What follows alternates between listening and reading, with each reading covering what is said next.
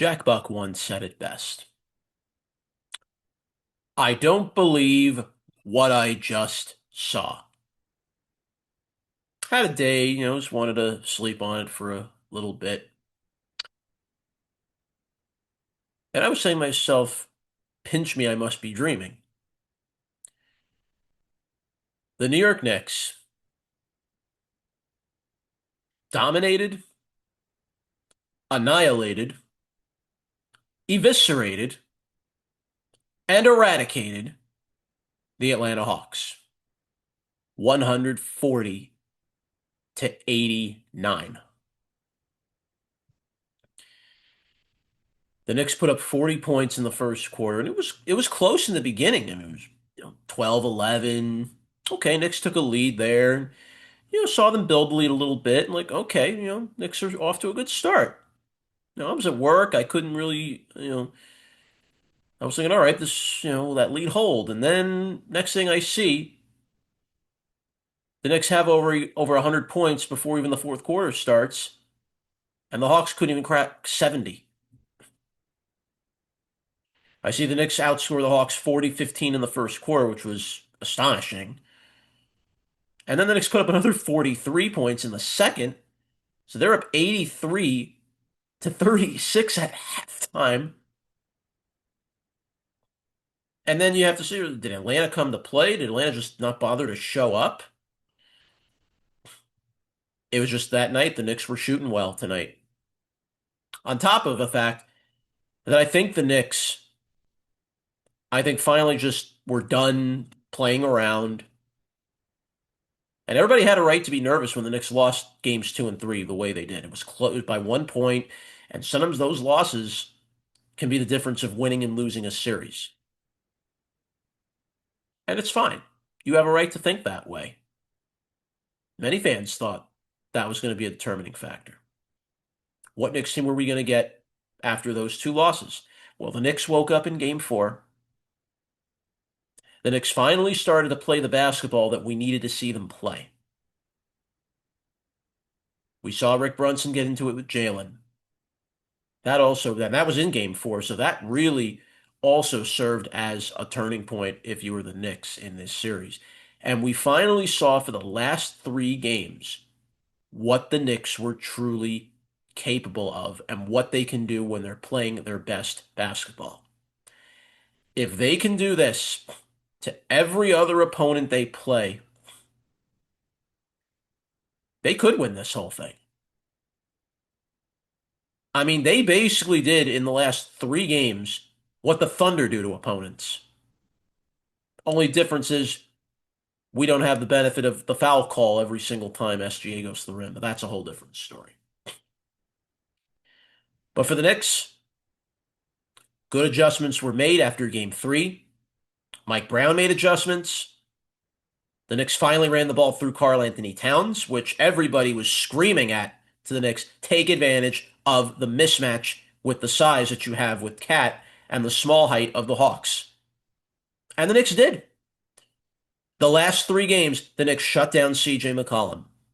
The Knicks shut down the whole meat and potatoes of Atlanta's offense. You saw Atlanta looking scared. You saw Atlanta look intimidated. And congrats to the Hawks on turning things around, getting into the playoffs, and you know the season that you had at the end. But the Hawks still have a long ways to go. Let's just be very real about it.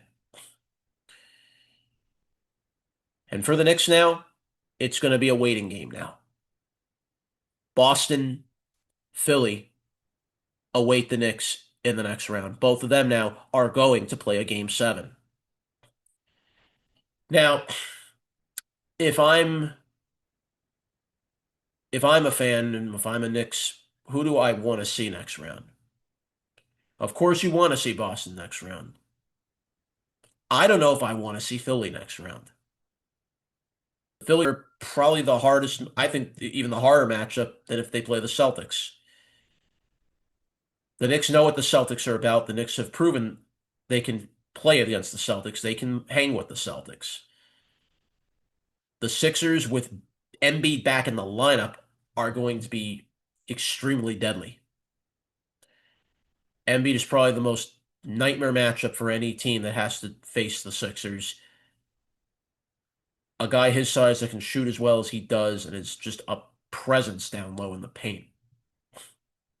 I'm not saying the Knicks don't have presence either, but I don't know if you're able to, even when the Knicks defeated the Sixers a couple years ago, and again, Embiid had injuries back then, but Embiid was a nightmare match in that series. The Knicks won that, but they won all those games close. There were no blowouts against the Sixers.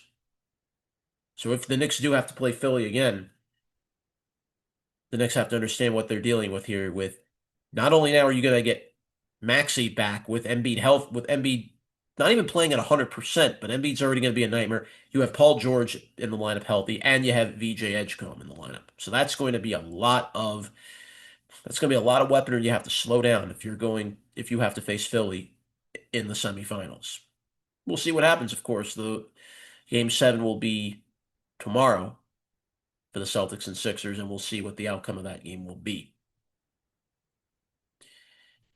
But back to the Knicks Hawks for just a brief moment here.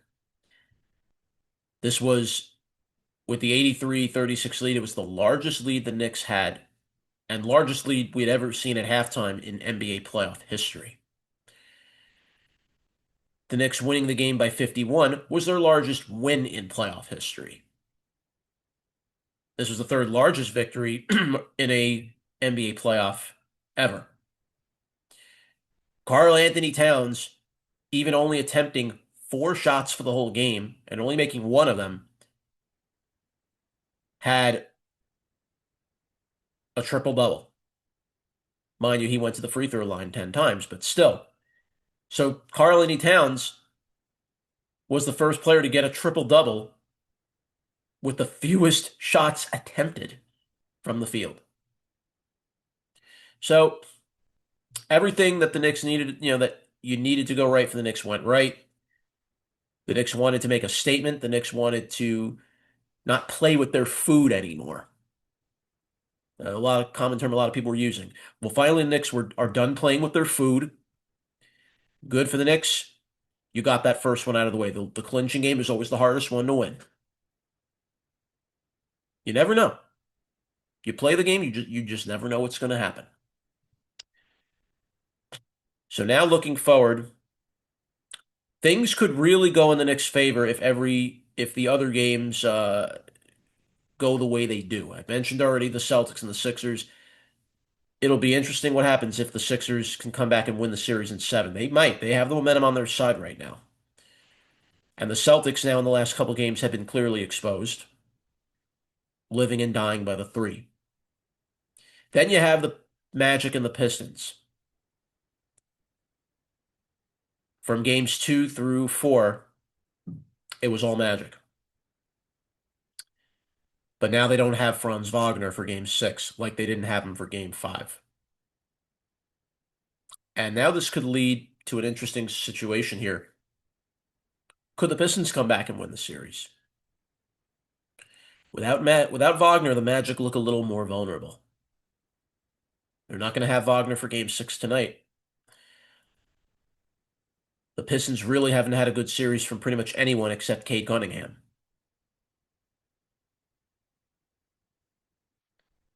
Honestly, I don't think if you're the Knicks, you want to see the Pistons get out of this round, and they'll be playing with basically the feeling of, hey, we dodged a bullet, now we can go all out. The Magic get Wagner back, they're going to be a tough matchup. So this is a pick your poison again. If the Knicks do get past the next round, get to the conference finals, and knowing probably the Magic or maybe even the Pistons could be standing in their way. And then let's not even forget Cleveland. They're up 3-2 on Toronto, and they could clinch tonight. So this was only the first hurdle. The road is not going to get much easier from here. And basically the Knicks have to not take any game for granted here, which I think now they finally woke up to that fact after game 3. So let's see where the Knicks go now. Now the Knicks wait. And whoever they play in the conference Semis. Understand the task in front of you. It was good to see different players rise to the occasion in the last round. For as good as Brunson played, and he deserves all the credit, he played extremely well in the first round. Okay, I'll give him that. OG Anunoby was one of the big stars in the first round for the Knicks. You hope OG can keep that up. I want to see the Knicks continue to utilize Towns as much as possible. Now the matchup could change. Obviously, with the Hawks, it was run the ball with Cat more. The next round, you probably will run the ball through Brunson a lot more. But the Knicks have enough continuity and they have enough basically depth that they can always change it up a bit. Somebody different on this team could step up on any given night. We've seen it with this team. So we'll find out. Round one is over. Round two is next. Jonathan Pariente, the Beast of the East, saying goodbye for now.